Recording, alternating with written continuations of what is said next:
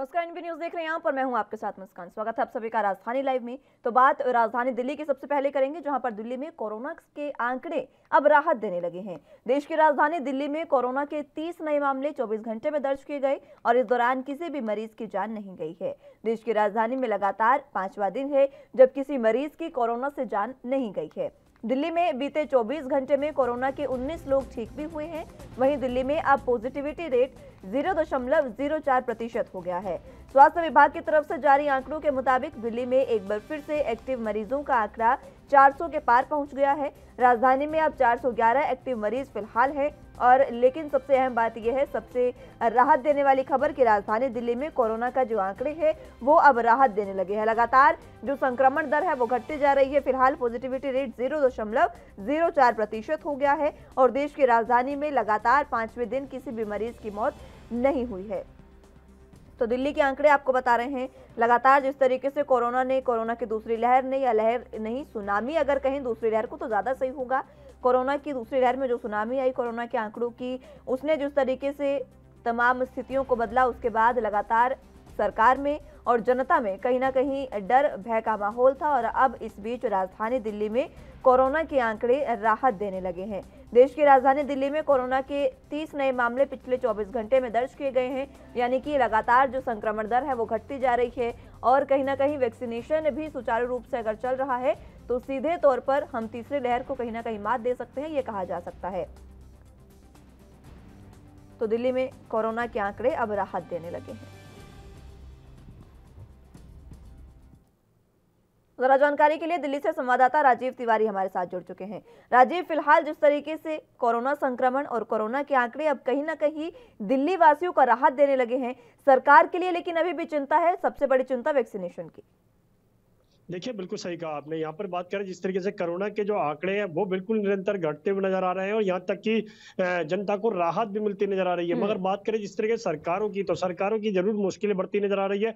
मगर बात करें तीसरी लहर की, तो तीसरी लहर के लिए जो कोशिशें की जा रही थी कि बच्चों को घातक हो सकती है और बच्चों को बचाया जा सकता है, और उसके लिए कहीं ना कहीं दिल्ली सरकार कोशिश भी कर रही थी और जनता को जागरूक भी करने की कोशिश की जा रही थी। मगर यहाँ पर बात करें जिस तरीके से जनता की लापरवाही की, वो जरूर देखने को मिल रही है, क्योंकि बच्चों तक वायरस जो है वो बड़ों के द्वारा ही आ सकता है। और इसीलिए कहीं ना कहीं बड़ों को पहले जागरूक होना पड़ेगा, सोशल डिस्टेंसिंग का दायरा बनाना पड़ेगा, मास्क का यूज करना पड़ेगा। मगर यहाँ पर बात करें जिस तरीके से ऑक्सीजन की, तो ऑक्सीजन जो दूसरी लहर के अंदर कमी थी देखने को मिल रही थी और कहीं ना कहीं अस्पतालों के अंदर स्थिति खराब थी। और कहीं ना कहीं केंद्र सरकार की तरफ से भी कहा गया था कि ऑक्सीजन की वजह से किसी भी व्यक्ति की मौत नहीं हुई है। मगर दिल्ली सरकार ने जिस तरीके से ऑक्सीजन कमेटी बनाने की बात की गई थी और उसको अब कह सकते हैं कोर्ट की तरफ से मंजूरी मिल चुकी है और कहीं ना कहीं अब कमेटी के माध्यम से ही ये कि सुनिश्चित किया जाएगा कि ऑक्सीजन की वजह से कितनी लोगों की मौत हुई थी और जो मरने वाले परिजन जो लोग थे उनको कहीं ना कहीं दिल्ली सरकार अब मुआवजा भी देगी। तो यानी कि सीधे सीधे कहें तो कहीं ना कहीं जनता के लिए काफी बड़ी राहत हो सकती है। जी, राहत तो है ही, और जो कमेटी का गठन किया गया है उसके बाद भी लगातार जो चीजें हैं वो शायद सुधरती नजर आए। लेकिन फिलहाल किस तरीके के हालात दिल्ली में है, कोरोना के आंकड़े हालांकि घटने लगे हैं लेकिन एक्टिव केस अभी भी 400 से ऊपर बने हुए हैं। देखिए, बिल्कुल सही कहा आपने। यहाँ पर बात करें लगातार का पॉजिटिव रेट की, तो वो कहीं ना कहीं घटती हुई नजर आ रही है। मगर यहाँ पर बात करें जिस तरीके से कह सकते हैं एक्टिव केसों की, तो वो भी कहीं ना कहीं कम नहीं है। मगर लगातार दिल्ली सरकार इसी को मद्देनजर रखते हुए अस्पतालों के अंदर सुविधाएं बढ़ा रही है और लगातार ये कहा जा रहा है कि सुविधाओं के साथ साथ लोगों को जागरूक भी किया जाए, क्योंकि जिस तरीके से जनता को लग रहा है कि वायरस का खतरा जो है बिल्कुल कम हो चुका है और कहीं ना कहीं स्थिति कंट्रोल में है। मगर जिस तरीके से अब त्योहार आ रहे हैं और यानी कि दिवाली के और नवरात्र आ रहे हैं, और तो कहीं ना कहीं मार्केटों में भीड़ है, उसकी वजह से कहीं ना कहीं दिक्कतें जरूर आ सकती है। मगर यहाँ पर दिल्ली सरकार जिस तरीके से कोशिश कर रही है, वैक्सीनेशन को भी बढ़ाया जा रहा है केंद्र सरकार के द्वारा भी और कहीं ना कहीं दिल्ली सरकार के द्वारा भी। तमाम जो वैक्सीन सेंटर है उन पर भी दवाइयों की यानी कि डोज जो है वो लगातार निरंतर बढ़ाई जा रही है और लगातार कोशिश की जा रही है तीसरी लहर जो से समय से पहले लोगों तक वैक्सीन जो है वो लगातार पहुंच सके। मगर लगातार कहीं ना कहीं इसके अंदर जनता की तरफ से थोड़ी बहुत लापरवाही जरूर देखने के लिए, वो भी बाजारों के अंदर, और सोशल डिस्टेंसिंग का दायरा बिल्कुल नहीं बनाया जा रहा है। जी, लेकिन अगर दायरा नहीं बनाया जा रहा है राजीव, तो सबसे बड़ी जो जिम्मेदारी है वो तो प्रशासन की है। प्रशासन आखिर क्या कर रहा है? अगर बाजार में भीड़ नजर आती है तो क्यों वहां पर लोगों को रोका नहीं जाता? बिना मास्क के लोग हैं तो क्यों उन पर कार्रवाई नहीं की जाती? देखिए, बिल्कुल सही कहा आपने। यहाँ पर बात करें बाज़ारों की, तो बाज़ारों के अंदर जैसे नवरात्रे आ रहे हैं, दिवाली आ रही है, तो कहीं न कहीं लोग बाग खरीदारी करने के लिए सबसे ज़्यादा जा रहे हैं और कहीं न कहीं वही दायरा जो है, वो कहीं न कहीं क कोरोना की गाइडलाइन के जो नियमों का पालन है, वो उसको कहीं न कहीं उल्लंघन करते हुए नज़र आ रहे हैं क्योंकि सोशल डिस्टेंसिंग नहीं है बाज़ारों के अंदर और जो अधिकारी होने चाहिए, चाहे वो दिल्ली सरकार के हों, निगम के हों, सिविल डिफेंस के हों, एसडीएम के हों, तमाम जो अधिकारी हैं, वो सिर्फ़ गायब नज़र आ रहे हैं। बाज़ारों के अंदर सिर्फ़ कह सकते हैं लोगों को उनके हाल पर छोड़ दिया गया है। मगर यहाँ पर बात करें जिस तरीके से लहर अगर बिगड़ती है, यानी कि तीसरी लहर आती है और कहीं न कहीं हालात जो है दूसरी लहर से ज़्यादा बिगड़ते हैं, तो कहीं न कहीं स्थिति को कंट्रोल करने के लिए फिर सख्ती बरतनी पड़ेगी, फिर लॉकडाउन लगाना पड़ेगा। मगर यहाँ पर बात करें जिस तरीके से अधिकारियों की, अधिकारी जब तक बाज़ारों के अंदर सख्ती नहीं बरतेंगे, तो शायद जनता लापरवाही बरतती रहेगी। जी। हुँ। लेकिन सबसे बड़ी बात है कि अधिकारी सख्ती बरतेंगे कब? और अगर अधिकारी सख्ती नहीं बरत रहे हैं, तो उनके ऊपर सरकार क्यों एक्शन नहीं ले पा रही है? ये सबसे अहम बात है। देखिए, बिल्कुल सही कहा आपने। यहाँ पर बात करें अधिकारियों की जो बाज़ारों के अंदर जिनको लगाया गया है, सिविल डिफेंस के जवान हो, एसडीएम की टीम हो या फिर बात करें दिल्ली पुलिस के जवान हो या फिर दिल्ली सरकार के लोग हों, इन सभी अधिकारियों के ऊपर कहीं न कहीं दिल्ली सरकार को एक कमेटी बनानी चाहिए या फिर मॉनिटराइज़ करना चाहिए ताकि जो अधिकारी काम नहीं कर रहा, बाज़ारों के अंदर सख्ती नहीं बरत रहे हैं और जो सोशल मीडिया के माध्यम से बाज़ारों के अंदर जो वीडियो वायरल हो रहे हैं, क्या उनके ऊपर सख्ती बरतनी चाहिए? अधिकारियों के ऊपर जाँच करनी चाहिए कि अधिकारी कौन-सा अधिकारी जो काम नहीं कर रहे हैं, सिविल डिफेंस के जवान कहाँ-कहाँ तैनात हैं? अगर सिर्फ रेड लाइटों पर गाड़ियों के अंदर बैठे हुए लोगों का ही जो चालान काटना है, जुर्माना करना है, तो फिर बाज़ारों के अंदर क्यों नहीं किया जा रहा है? ये सबसे बड़ा सवाल बनता है। मगर यहाँ पर बाज़ारों के अंदर बिल्कुल भी अधिकारी नहीं है और या ना ही सिविल डिफेंस के जवान दिख रहे हैं अब और लगातार कहीं न कहीं बाज़ारों के अंदर भीड़ उमड़ी पड़ी है और लगातार तीसरी लहर का जो खतरा है, वो हुँ। भी बना हुआ है। मगर जो अधिकारी है, उनके ऊपर दिल्ली सरकार को और केंद्र सरकार को, दोनों को निगाहें रखनी चाहिए ताकि जो अधिकारी काम नहीं कर रहा है, उनके ऊपर जुर्माना किया जाए, उनको सख्ती से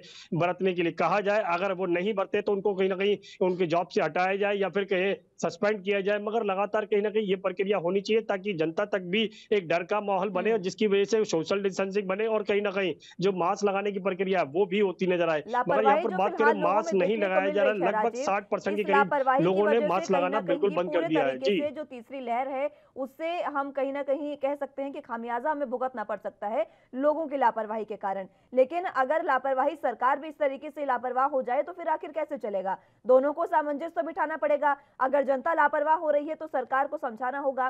फिलहाल वैक्सीनेशन भी ये पूरे तरीके से सुचारू नहीं हो पा रहा है कहीं न कहीं क्योंकि वैक्सीन की कमी है। किस तरीके के वैक्सीनेशन के हालात दिल्ली में?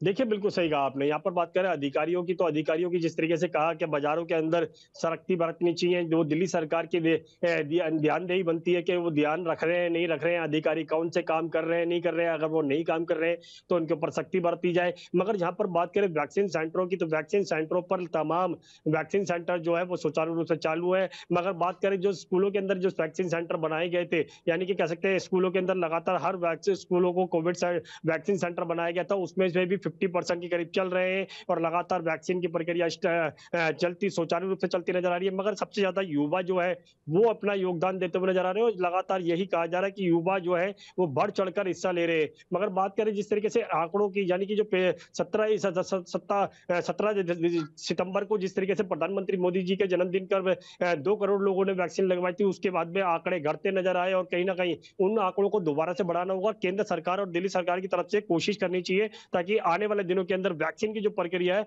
वो सुचारू रूप से चल सके और जनता ज़्यादा से ज़्यादा अपनी डोज़ लगवा सके। जी। हुँ। लेकिन ये हो नहीं पा रहा है राजीव, ये सबसे अहम बात है क्योंकि देखिए 17 सितंबर प्रधानमंत्री नरेंद्र मोदी के जन्मदिन के मौके पर 2 करोड़ से ज़्यादा लोगों ने वैक्सीन लगवाई। अगर यही आंकड़ा इस तरीके से रोज़ाना चलता रहा, अगर रोज़ाना इस तरीके से वैक्सीनेशन का कार्यक्रम होता रहा, तो शायद बहुत जल्द हम हर्ड इम्यूनिटी भी हासिल कर लेंगे और साथ ही साथ पूरे देश को वैक्सीनेट भी कर पाएँगे।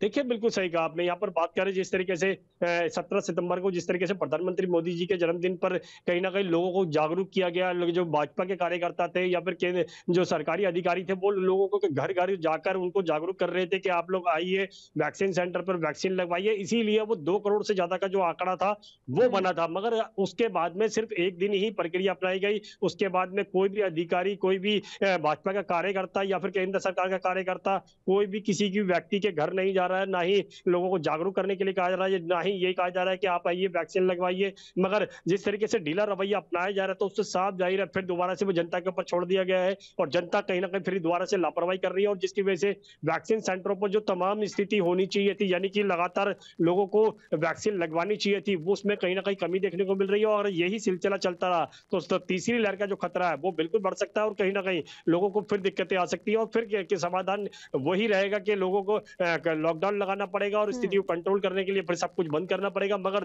दिल्ली सरकार ये नहीं चाहती है कि सब कुछ बंद करना पड़े ताकि लोगों को राहत मिल सके। मगर यहाँ पर जो लापरवाही बरती जा रही है अधिकारियों की तरफ से और बाजारों में, तो कहीं ना कहीं उसको सख्ती से पालन कराने के लिए बाजारों में अधिकारी होने चाहिए, अधिकारियों के साथ साथ सिविल डिफेंस के जवान होने चाहिए ताकि जुर्माना भी किया जाए, चाहे वो जनता जो जुर्माने की डर से सोशल डिस्टेंसिंग करे या फिर मास्क लगाए। मगर मास्क और सैनिटाइजर सोशल डिस्टेंसिंग करना बहुत जरूरी है, और यही समाधान है वायरस से बचने का। जी बिल्कुल।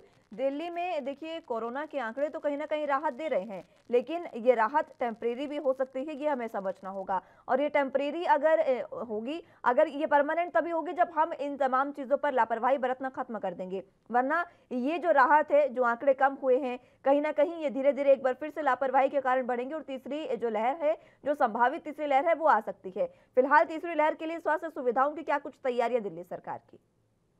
देखिए, बिल्कुल सही कहा आपने। यहाँ पर बात करें स्वास्थ्य सुविधाओं की, अस्पतालों के अंदर तमाम वैक्सीन सेंटर बनाए गए हैं, ऑक्सीजन प्लांट लगा दिए गए हैं, लगातार कोशिश की जा रही है कि लगातार किसी भी व्यक्ति को दिक्कत ना आए, क्योंकि जो दूसरी लहर के अंदर स्थिति बिगड़ी थी, वो ही स्थिति दोबारा से ना हो। मगर जिस तरीके से विशेषज्ञों ने कहा है कि अक्टूबर के लास्ट में और नवंबर की शुरुआत में ही तीसरी लहर का जो खतरा है, वो देखने को मिल सकता है, और कहीं ना कहीं उससे बचाव के लिए बच्चों को भी घरों में रहना चाहिए। मगर बच्चों तक वायरस जो है वो बड़ों के द्वारा ही पहुंचेगा, क्योंकि बड़े जो निरंतर बाहर निकल रहे हैं और बाहर सोशल डिस्टेंसिंग के दायरे नहीं बना रहे हैं, मास्क नहीं यूज कर रहे हैं, उसकी वजह से कहीं ना कहीं वायरस जो है वो बच्चों तक आ सकता है। इसीलिए कहीं ना कहीं जनता को जागरूक होना पड़ेगा, अपने अपने बच्चों को बचाने के लिए कहीं ना कहीं खुद अपने आप जिम्मेवारी निभानी पड़ेगी, और मास्क और सैनिटाइजर और सोशल डिस्टेंसिंग का इस्तेमाल करना पड़ेगा ताकि वायरस का जो खतरा है बच्चों तक ना जा सके। मगर बात करें अगर तीसरी लहर जो आती है और कहीं ना कहीं बच्चों के लिए घातक बताई जा रही है, तो स्थिति बिगड़ सकती है, और इसी के लिए कहीं ना कहीं दिल्ली सरकार भी कोशिश कर रही है। मगर अभी केंद्र सरकार का ध्यान और दिल्ली सरकार का ध्यान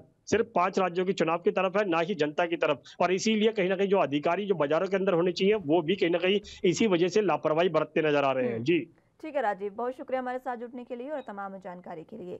तो अगली खबर की ओर बढ़ते हैं। पंजाब कांग्रेस में एक बार फिर से सियासी उठापटक देखने को मिल सकती है, क्योंकि पंजाब कैबिनेट पर अभी भी पेंच फंसा हुआ है। पंजाब में एक तरफ चन्नी सरकार के पास समय कम है और काम ज्यादा है, तो वहीं मंत्रिमंडल के लिए माथापच्ची भी चल रही है, और इससे हो रही देरी सरकार के कामकाज पर सीधे तौर पर असर डाल रही है।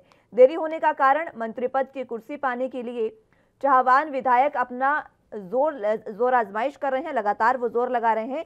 हर विधायक ये चाहता है कि उन्हें कोई ना कोई पद मिले, और इसी वजह से कैबिनेट के विस्तार में, मंत्रिमंडल के विस्तार में देरी हो रही है। अब देखना होगा कि चन्नी सरकार में, उनके कैबिनेट में किस तरीके के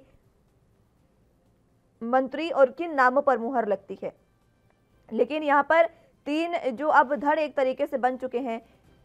कांग्रेस हाईकमान के सामने बहुत बड़ी चुनौती है। नवजोत सिंह सिद्धू गुट को खुश करना, कैप्टन गुट को खुश करके उनको अपने साथ बनाए रखना, और साथ ही साथ चन्नी सरकार जो खुद सीएम बने हैं, उनके भी कुछ गुट, उनका भी जो गुट है, उसके भी कुछ समर्थक विधायक जो हैं वो चाह कर रहे हैं कि उन्हें भी पूरे तरीके से पद कोई ना कोई दिया जाए, और यही कारण है कि अब लगातार मंत्रिमंडल विस्तार में देरी हो रही है।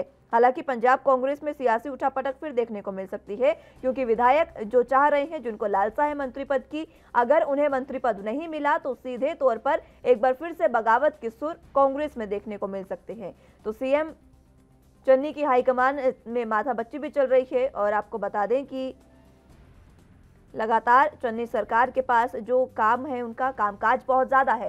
हालांकि एक्शन में चन्नी सरकार, जब चरणजीत सिंह चन्नी सीएम बने, उसके बाद सीधे तौर पर एक्शन में आए, और उनके एक्शन में आते ही अधिकारियों को निर्देश देने के बाद अधिकारी भी एक्शन में आए। काम लगातार शुरू हो चुका है, लेकिन सबसे बड़ी बात मंत्रिमंडल विस्तार की है, जिस पर माथापच्ची चल रही है। पेंच चेहरों पर फंसा हुआ है, किसे कौन सा पद दिया जाए और किसे पद दिया जाए, किसे नहीं, क्योंकि विधायक जो हैं वो लगातार चाह कर रहे हैं। तमाम विधायकों को लालसा है कि उन्हें मंत्री पद दिया जाए, लेकिन किसे दिया जाएगा, ये अहम बात है। तो नए सीएम चरणजीत सिंह चन्नी, जिनको नया सीएम हाल ही में नियुक्त किया गया है, उसके बाद उनके कैबिनेट विस्तार पर माथापच्ची कांग्रेस हाईकमान में चल रही है। हाईकमान अब देखना होगा कि किसके नाम पर मुहर लगाती है और किस तरीके से समीकरण बिठाकर मंत्रिमंडल का विस्तार किया जाएगा।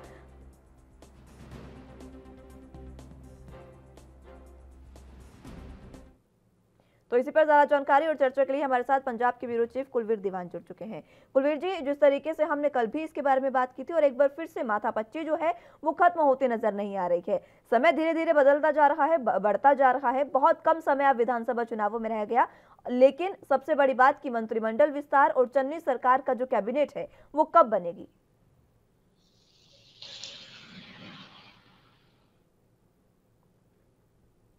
कुलवीर जी, आवाज मिल पा रही है आपको? चलिए, संपर्क उनसे टूट गया है, एक बार फिर से उनको जोड़ने की कोशिश करेंगे। लेकिन सबसे बड़ा सवाल यही है कि आखिर समय लगातार बीतता जा रहा है, विधानसभा चुनावों में कुछ ही दिन शेष रह गए हैं, कुछ ही महीने शेष रह गए हैं। इतने कम समय में और कुछ ही समय में दिसंबर में कोड ऑफ कंडक्ट भी लगने वाला है। उससे पहले कैबिनेट विस्तार करना बहुत ज्यादा जरूरी है, क्योंकि नए मंत्री जब अपना पद संभालेंगे तो उन्हीं के नाम पर, उन्हीं के चेहरों पर कहीं ना कहीं जो जनता है वो अपना फैसला निर्धारित करेगी। अब देखना होगा कि कितना समय और अभी मंत्रिमंडल में विस्तार में लगता है, क्योंकि माथापच्ची चल रही है। कांग्रेस हाईकमान लगातार सियासी समीकरण बिठाने में जुटी हुई है। किस तरीके से समीकरणों को साधा जाए और किस तरीके से मंत्रिमंडल में किन लोगों को जगह दी जाए, ये सबसे बड़े सवाल हैं जो अभी फिलहाल कांग्रेस हाईकमान में चल रहे हैं। लेकिन इसकी वजह से देरी जो हो रही है, उसकी वजह से कामकाज भी पूरे तरीके से प्रभावित चन्नी सरकार का हो रहा है। कुलवीर दीवान हमारे साथ एक बार फिर से जुड़ चुके हैं, पंजाब के ब्यूरो चीफ। कुलवीर जी, आवाज मिल पा रही है आपको? जी बिल्कुल जी। कुलवीर जी, सबसे अहम बात अभी ये है कि देखिए, माथापच्ची कांग्रेस हाईकमान में चल रही है, लेकिन सबसे बड़ा सवाल यही कि कुछ ही महीने शेष रह गए हैं, मात्र अगर हम कहें कि 3 महीने से कुछ ज्यादा समय, 3.5 महीने कह सकते हैं। लेकिन उससे पहले भी कोड ऑफ कंडक्ट दिसंबर में लगने वाला है। कैबिनेट का विस्तार आखिर कब होगा, क्योंकि कामकाज लगातार प्रभावित हो रहा है? देखिए बिल्कुल कामकाज प्रभावित होने की सबसे बड़ी चिंता ये भी है कि समय बहुत कम है। हालांकि माथापच्ची चल रही है कि मंत्रिमंडल की जो टीम गठित करनी है वो जल्द से जल्द कर ली जाए, क्योंकि बहुत सारा काम जो है वो बाकी है और समय उतना नहीं है। तो ऐसे में जितनी देरी हो रही है उतना ये कहें कि चन्नी सरकार का काम कम हो रहा है। हालांकि मुख्यमंत्री देर रात तक अपने ऑफिस में बैठ के, सचिवालय में बैठकर काम में जुटे हैं, लेकिन जब तक टीम का गठन नहीं हो जाता, सभी विभागों का कामकाज देखना काफी मुश्किल हो जाता है। तो ऐसे में माथापच्ची चल रही है कि टीम कौन सी गठित की जाए, क्योंकि महत्वाकांक्षी विधायक बहुत सारे हैं।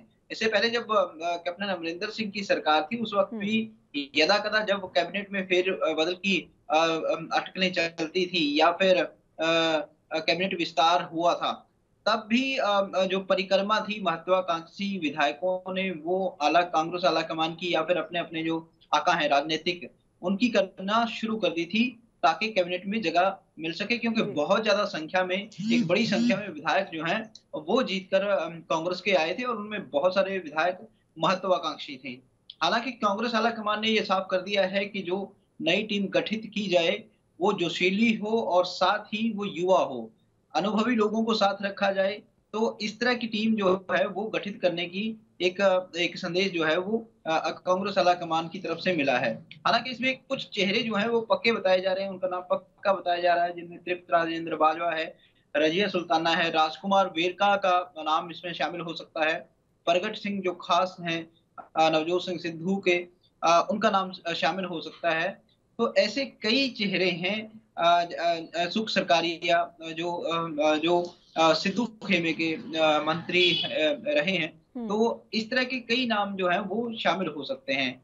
लेकिन इतना जरूर कहा जा सकता है कि जब तक टीम गठित नहीं होगी तब तक व्यावहारिक रूप में सरकार का कामकाज जो है वो ठीक से नहीं चल पाएगा, और जितनी देरी होगी उतना ही काम जो है वो उसमें मुश्किल आएगी, क्योंकि समय बहुत कम है। समय तो कम है ही, लेकिन देखिए, सियासी समीकरण कहीं ना कहीं साधने की कोशिश कांग्रेस हाईकमान जो है वो कर सकता है।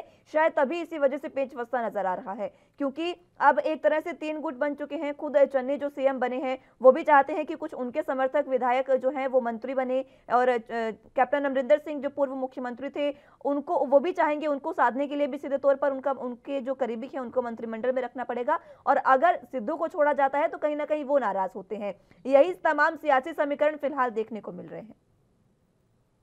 बिल्कुल कहा जा सकता है, क्योंकि पूर्व मुख्यमंत्री कैप्टन अमरिंदर सिंह का गुट जो है इसलिए भी जोर लगा रहा है क्योंकि वो चाहते हैं कि सरकार बेशक चन्नी की बन गई हो, कैप्टन सरकार को हटाकर, लेकिन जो सरकार पर दबदबा है वो कैप्टन गुट का बना रहे। इसलिए कहीं ना कहीं एक पूरा दमखम जो है वो कैप्टन गुट की तरफ से भी लगाया जा रहा है कि कैबिनेट में जगह मिल सके। और इसके अलावा नवजोत सिंह सिद्धू गुट है या फिर यदा कदा जो विधायक अपनी महत्वाकांक्षा को लेकर ना इधर के हैं ना उधर के हैं, यानी किसी भी गुट में शामिल होने के लिए राजी नहीं है, वो भी कहीं ना कहीं इस कोशिश में है कि उनको मंत्रिमंडल में जगह मिल जाए, क्योंकि अभी समय बहुत कम है और हर कोई चाहता है कि एक कुर्सी जो है एक बार मंत्री पद की कुर्सी के हाथ लग जाए। जी बिल्कुल, चाह तो देखिए सबकी है, लेकिन सबसे अहम सवाल और सबसे अहम विचार यही होगा कि कांग्रेस हाईकमान जो कह सकते हैं कि किसके नाम पर मुहर लगाती है। लेकिन इस बीच एक बार फिर से गुटबाजी या फिर यूं कहें कि विरोध कांग्रेस में देखने को मिला है, जिस तरीके से वीरेंद्र सिंह ने धमकी दी है कांग्रेस नेता ने। जी बिल्कुल, इस तरह का जो एक दृश्य है वो पिछले काफी दिनों से कांग्रेस में देखने को मिल रहा है, क्योंकि जब मुख्यमंत्री पद को लेकर इतना घमासान मचा कि कांग्रेस आलाकमान भी डिसाइड नहीं कर पाया कि किसको बिठाया जाए और किसको हटाया जाए, तो ऐसे में मंत्री पद तो ये कहें कि 18 की संख्या है, तो ऐसे में एक एक नाम तय करना काफी ज्यादा मुश्किल जो है वो कांग्रेस आलाकमान के लिए भी हो रहा है।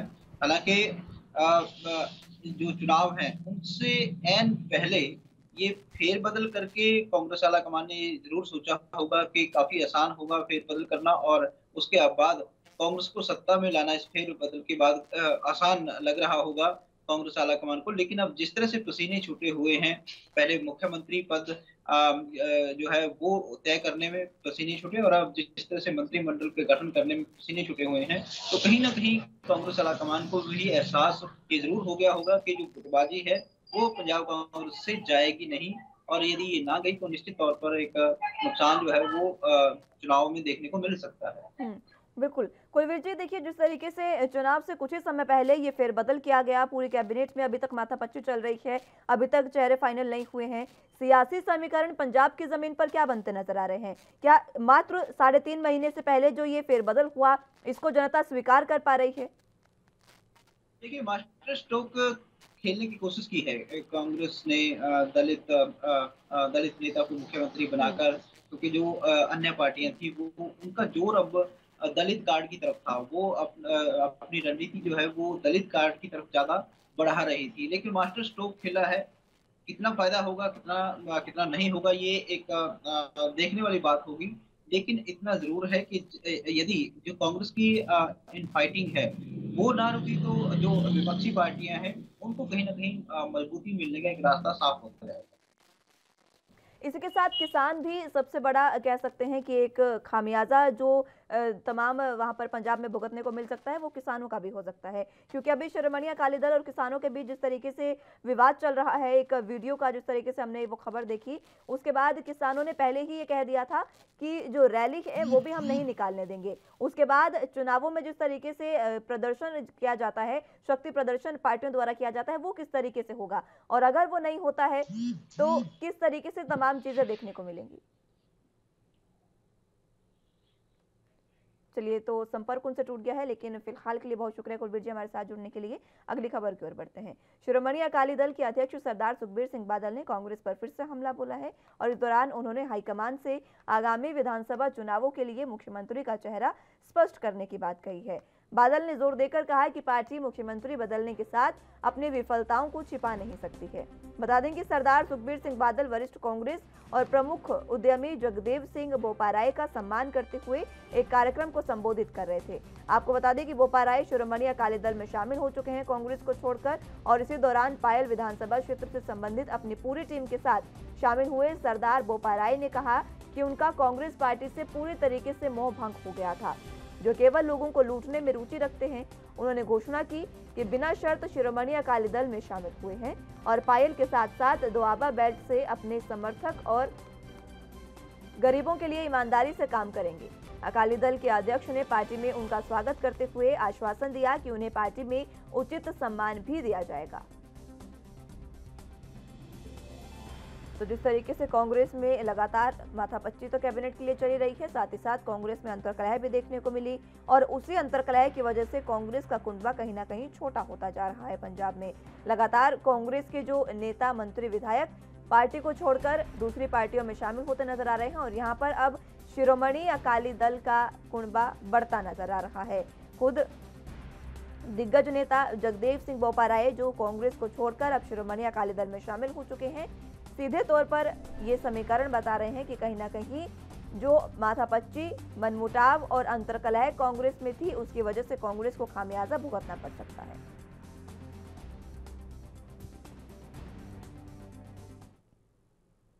ज्यादा जानकारी के लिए संवाददाता अमित कुमार हमारे साथ चंडीगढ़ से जुड़ चुके हैं। अमित, फिलहाल जिस तरीके से कांग्रेस में अंतर्कलह और मनमुटाव था, उसी का खामियाजा शायद कांग्रेस अब भुगत रही है, जो शिरोमणि अकाली दल का कुनबा लगातार बढ़ता जा रहा है। शिरोमणि अकाली दल जो कांग्रेस की एक कह सकते हैं कि विकल्प के तौर पर देखा जा रहा है पंजाब में। देखिए, अगर हम लोग स्टार्टिंग से ही कंसिडर करें तो पंजाब में दो पार्टियों का नाम एक दूसरे के ऑपोजिशन में आता है, या तो कांग्रेस को कंसिडर किया जाता है या फिर हम कहें शिरोमणि अकाली दल को कंसिडर किया जाता है। आम आदमी पार्टी का भी रुतबा काफी कुछ टाइम से देखने को मिल रहा है, पर मेजर फैक्टर अभी भी हम कंसिडर करें तो दो ही पार्टियां होती हैं, और वो शिरोमणि अकाली दल और कांग्रेस ही कंसिडर की जाती है। ऐसे में नेताओं का फेरबदल लगातार काफी इलेक्शन से पहले पंजाब में देखने को मिलता है, और ज्यादातर पार्टियों में एक्सचेंज जरूर दिख रहा है। पर इस बार अगर हम कहें कि कांग्रेस में जाने की जगह ज्यादातर असर दूसरी पार्टी में, चाहे हम अकाली दल की बात करें, चाहे हम लोग आम आदमी पार्टी करें, कांग्रेस के नेता लगातार शिफ्ट होते जा रहे हैं, और ये कांग्रेस के लिए एक खतरे का संकेत है। और ऐसे बहुत ज्यादा जरूरी है कि कांग्रेस इस शिफ्ट को किसी तरह रोके, क्योंकि पार्टी ने कई मूव्स उठाए हैं, या इस टाइम कई कदम उठाए हैं, जिसमें से सबसे बड़ा कदम क्या है कि अपने सीएम का बदलाव था। ये एक बहुत बड़ा मूव है, या फिर हम कहें बहुत बड़ा गेम प्ले अगर हम 2022 के चुनाव के हिसाब से देखें।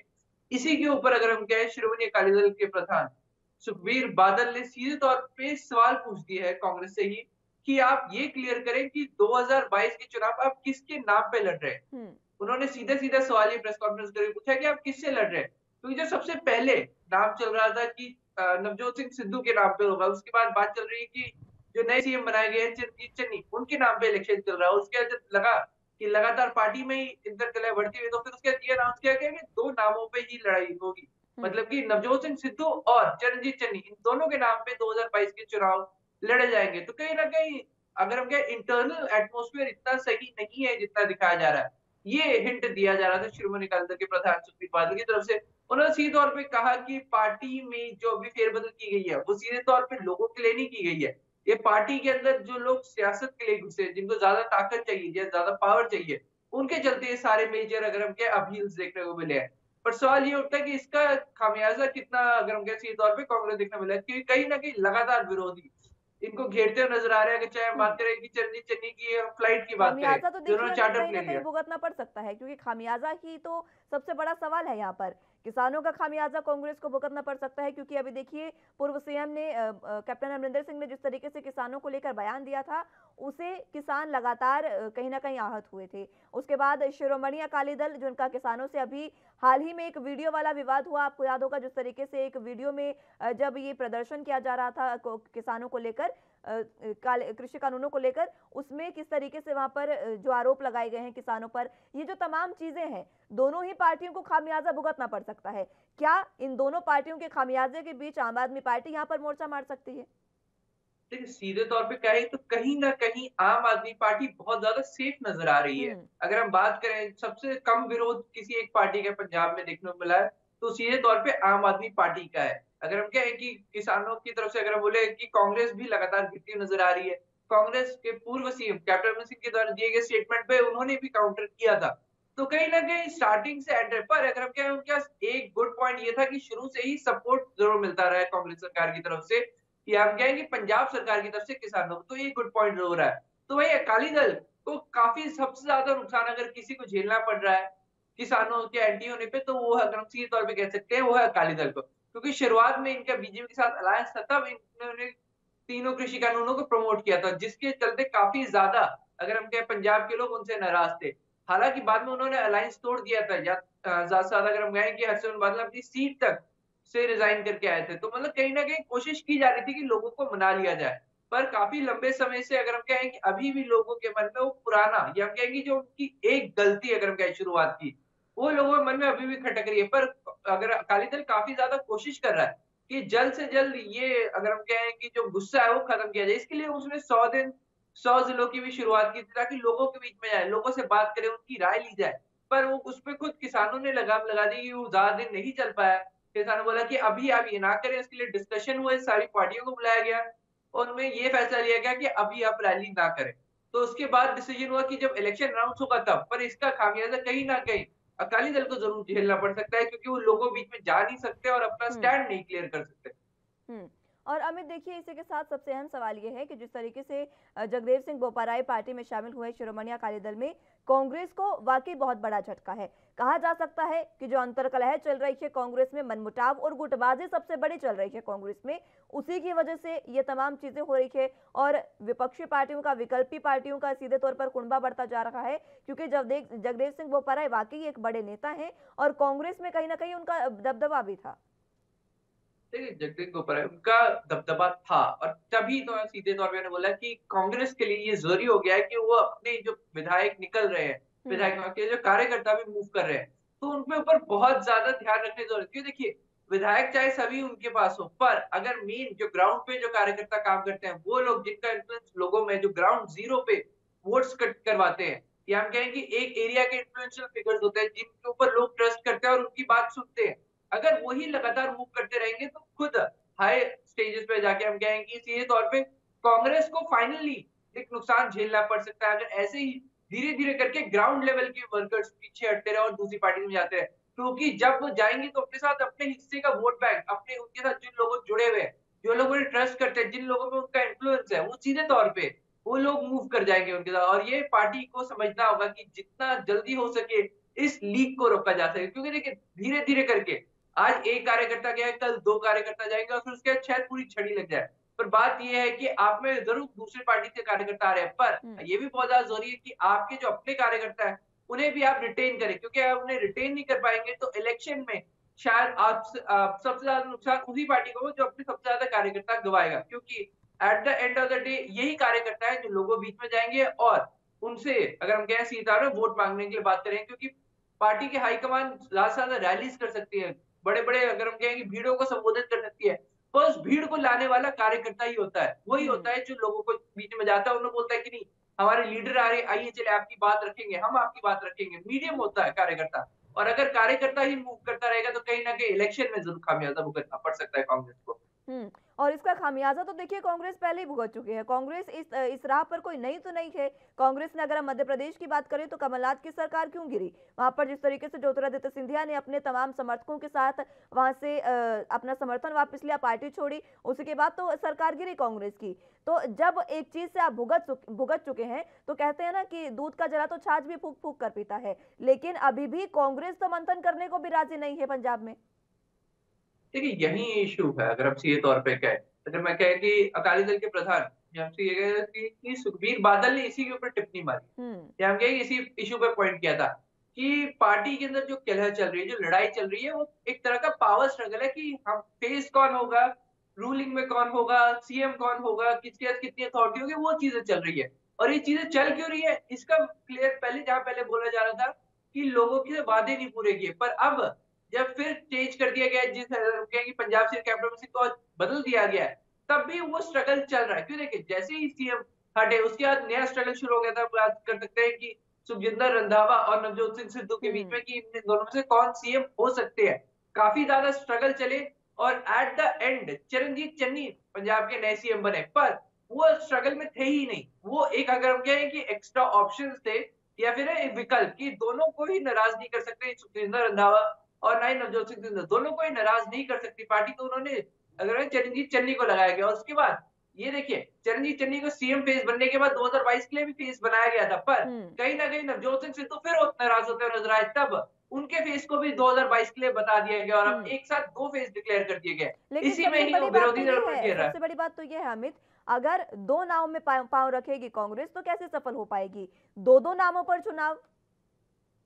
देखिए, यही तो इश्यू है कि आप अपना नाम स्टैंड क्लियर नहीं कर पा रहे। एक तरफ से आप चाहते हैं कि जो चरणजीत चन्नी के नाम से जो आपको हाइप मिल रही है, जो आपको सपोर्ट मिल रहा है, वो भी 2022 में आपके साथ बना रहे।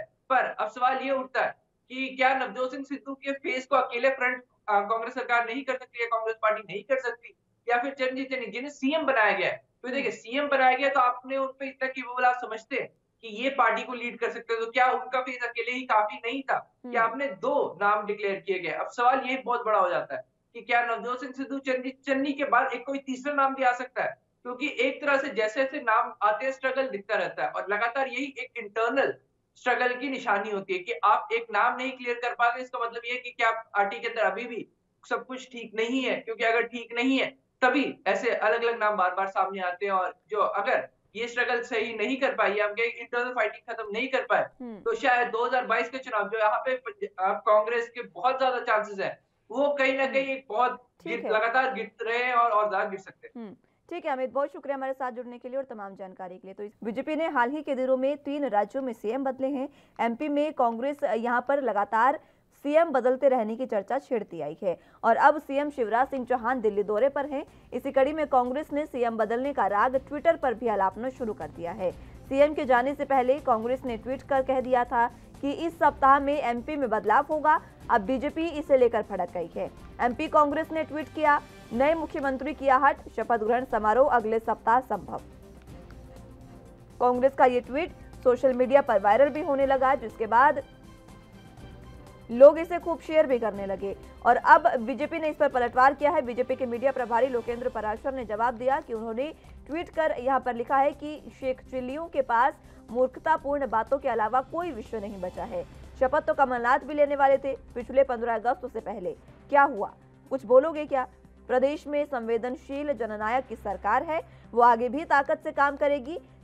तुम्हारी तो एमपी में परमानेंट विदाई हो चुकी है, ये मीडिया प्रभारी ने कहा कांग्रेस के बयान पर। कांग्रेस के ट्वीट पर इस तरीके का ट्वीट पलटवार करते हुए लिखा गया।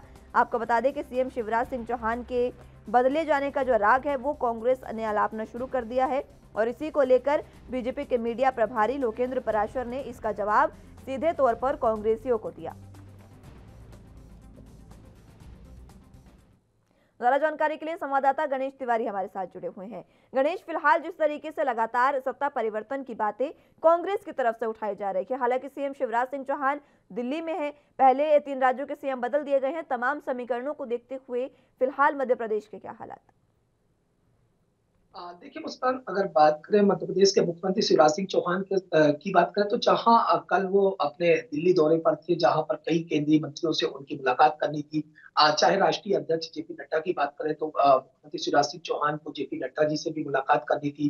वहीं अगर ऊर्जा मंत्री की बात करें, आरके सिंह से बात करें तो उनसे भी मुलाकात करनी थी। साथ ही जो परिवहन मंत्री हैं, सड़क मंत्री हैं नितिन गडकरी, उनसे भी मध्य प्रदेश के मुख्यमंत्री शिवराज सिंह चौहान को मुलाकात करनी थी, जिसको लेकर वो अपने दिल्ली दौरे पर थे। हालांकि मुख्यमंत्री शिवराज सिंह चौहान के हर दिल्ली दौरे पर बात करें तो कांग्रेस के द्वारा या सोशल मीडिया में तरह तरह की बातें भी फैलाई गई कि मध्य प्रदेश में जो है मुख्यमंत्री का चेहरा बदलने वाला है और इसी को लेकर एक बार फिर कांग्रेस जो है मध्य प्रदेश की सरकार पर तंज कसते हुए, बीजेपी सरकार पर तंज कसते हुए एक ट्वीट किया है। ट्वीट पे कांग्रेस ने साफ तौर पर कहा कि मध्य प्रदेश में एक नए चेहरे की, नए मुख्यमंत्री की आहट जल्द शुरू हो सकती है और साथ ही बात करें तो उन्होंने यह भी कहा है कि जो शपथ समारोह होगा वो अगले सप्ताह होगा। लेकिन हालांकि ये कांग्रेस की तरफ से कोई पहला ट्वीट या सोशल मीडिया पे जो मुख्यमंत्री बदलने की कवायद मध्य प्रदेश को लेकर है, ये कोई पहला ट्वीट या पहली सोशल मीडिया पर कोई खबर नहीं थी। इसके पहले भी लॉकडाउन खुलने के बाद से ही, कोरोना काल के खत्म होने के बाद ही,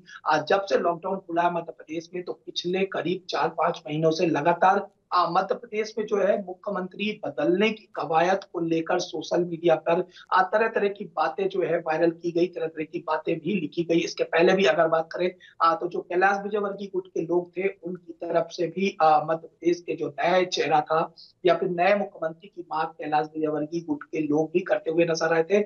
और साथ ही बीजेपी की बात करें तो बीजेपी की तरफ से भी कई ऐसे कद्दावर नेता थे जिनके समर्थक लगातार जो है नए चेहरे को लेकर मध्य प्रदेश के मुख्यमंत्री के जो है अपने अपने समर्थकों द्वारा या वो जो समर्थक थे उनकी तरफ से लगातार ऐसे सोशल मीडिया पर नए मुख्यमंत्री को लेकर काफी जोर शोर से जो है खबरें सामने आ रही थी। लेकिन हालांकि ये चीजें नहीं हुई।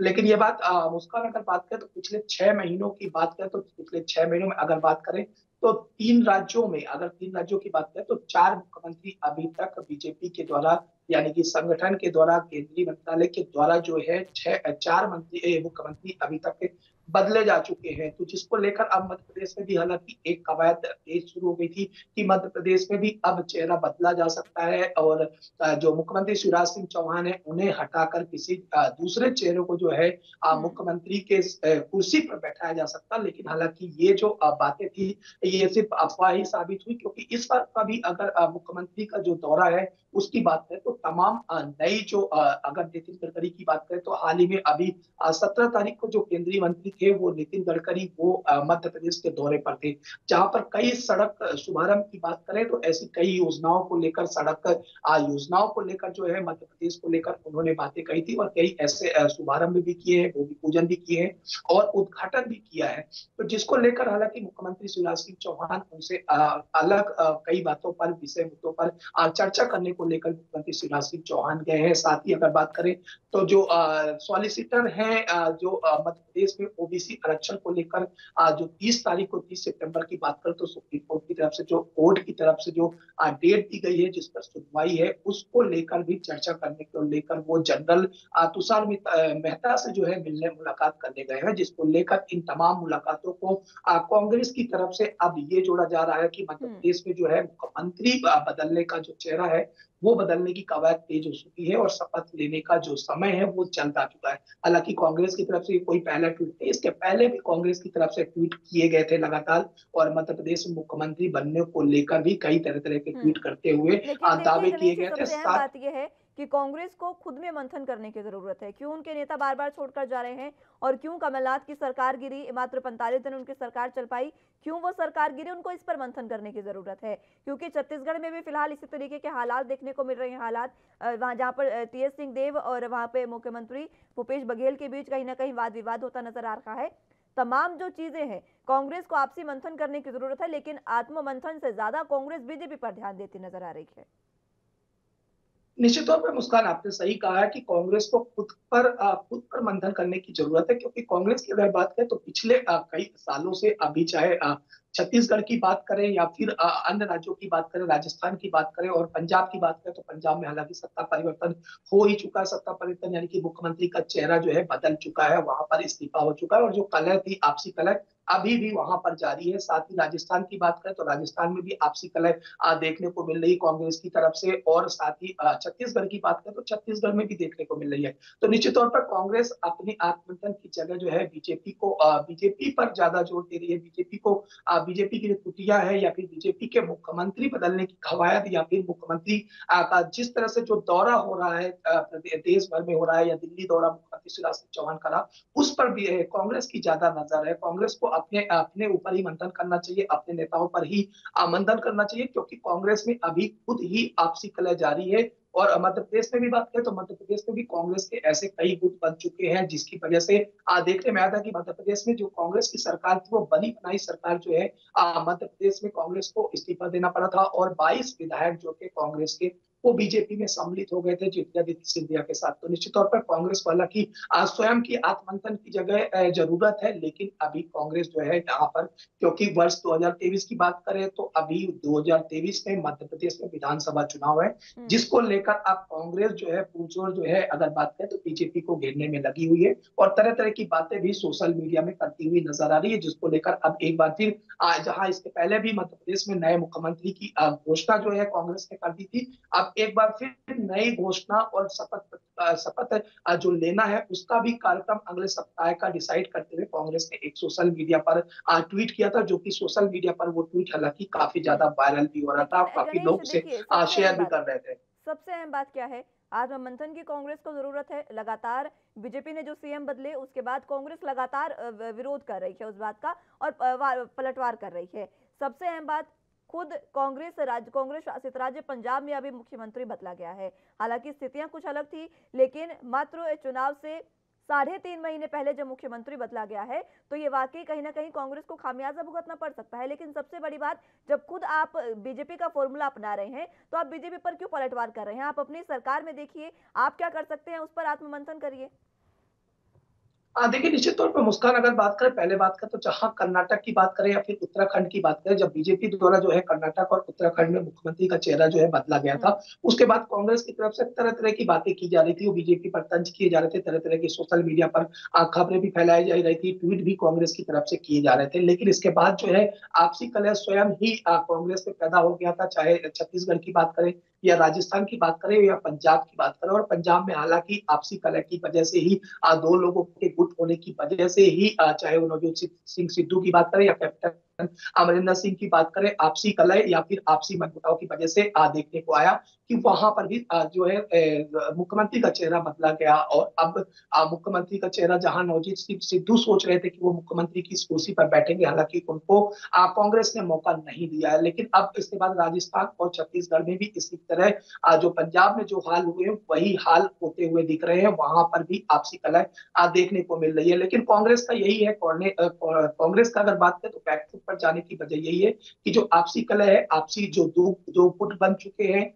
कांग्रेस पहली चीज तो अपनी पार्टी पर फोकस ना करते हुए दूसरी पार्टी पर फोकस करती है। उनके मुख्यमंत्री बदले जाने पर या फिर मुख्यमंत्री बनाए जाने पर कांग्रेस का ज्यादा ध्यान रहता है। अगर मध्य प्रदेश में मुख्यमंत्री शिवराज सिंह चौहान को मुख्यमंत्री बनाया गया है तो कांग्रेस का कहना होता है कि कैलाश विजयवर्गीय को भी या फिर नरोत्तम मिश्रा को मुख्यमंत्री क्यों नहीं बनाया गया। तो कांग्रेस की तरफ से इस तरह की बातें जो है ज्यादा दूसरी पार्टियों पर ज्यादा ध्यान दिया जाता है। भाजपा की बात करें तो भाजपा पर ज्यादा कांग्रेस की नजर बनी होती है, और यही वजह होती है कि कांग्रेस अपनी ही पार्टी पर, अपने ही लोगों पर ध्यान नहीं दे पाती है और बैकफुट पर आ जाती है। क्योंकि सीधी सी बात है, भाजपा की अगर बात करें तो भाजपा में जो भी निर्णय लिए जाते हैं वो संगठन की तरफ से निर्णय लिए जाते हैं, और भाजपा में संगठन के ही नियम और रूल्स रेगुलेशन जो होते हैं या फिर संगठन की तरफ से जो नाम फाइनल किए जाते हैं उसी पर पूरी तरह से सर्वसम्मति बनती है, और उसी तर्ज पर जो है भाजपा पार्टी जो है अनुशासित रूप से चलती है। लेकिन कांग्रेस का पूरी तरफ से ध्यान अपने लोगों को ना रखते हुए या आपसी जो दो कई गुट बन जाते हैं उनका निराकरण ना करते हुए जो है बीजेपी पर कि जो कांग्रेस का यही जो अंतर्कलह है, इसी की वजह से दूसरी पार्टियां कह सकते हैं कि फायदा इसका उठाती हैं, और यही वजह है कि खुद वहां पर मीडिया प्रभारी जो हैं बीजेपी के, उन्होंने यही बात कही कि मध्य प्रदेश से तो आपकी छुट्टी कर दिया जनता ने। देखिए, निश्चित तौर पर सबसे पहले मुस्कान बात करें तो कांग्रेस में, देखिए मध्य प्रदेश में अगर बात करें तो कांग्रेस की सरकार बन चुकी थी, और सबसे ज्यादा अगर बात करें तो मध्य प्रदेश में सरकार बनाने को लेकर ज्योतिरादित्य सिंधिया ने मेहनत की थी, और ज्योतिरादित्य सिंधिया ने ये भी सोचा था कि मध्य प्रदेश का जो मुख्यमंत्री है कांग्रेस की तरफ से उन्हें बनाया जाएगा। लेकिन जो कुर्सी पर जो बैठाया गया वो कमलनाथ को बैठा दिया गया था, तो जिसके बाद हालांकि आपसी कलह और आपसी गुट जो है उसी समय से बन चुके थे। और कांग्रेस का यही रहा कि जो यहाँ तक गुजार रहा कि जब मध्य प्रदेश में प्रदेश अध्यक्ष की दौड़ पर ज्योतिरादित्य सिंधिया थे, वहां पर दिग्विजय सिंह ने अपने पुत्र का नाम जो है आगे करते हुए नजर आए। तो यहाँ पर हालांकि कांग्रेस की तरफ से कई गुट बन चुके थे। ठीक है गणेश, बहुत शुक्रिया हमारे साथ जुड़ने के लिए और तमाम जानकारी के लिए। तो फिलहाल राजधानी लाइव में मेरे साथ बस इतना ही। आप जुड़े रहिए एनबी न्यूज के साथ। नमस्कार।